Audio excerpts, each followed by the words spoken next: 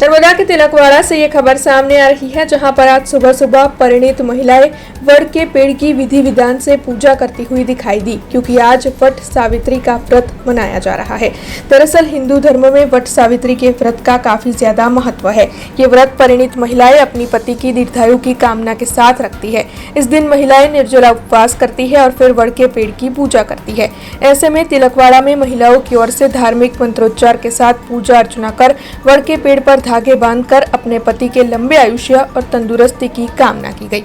भारतीय संस्कृति में तहेवारों खूब महत्व रहेलू है અને વટ સાવિત્રી વ્રત દરેક સૌભાગ્ય સ્ત્રીઓ પોતાના પતિનું આયુષ્ય 100 વર્ષનું થાય, પોતાના પરિવાર સહિત પુત્ર પરિવાર સહિત રહે એ માટે વ્રત કરતા હોય છે અને આખો દિવસ ઉપવાસ કરે છે।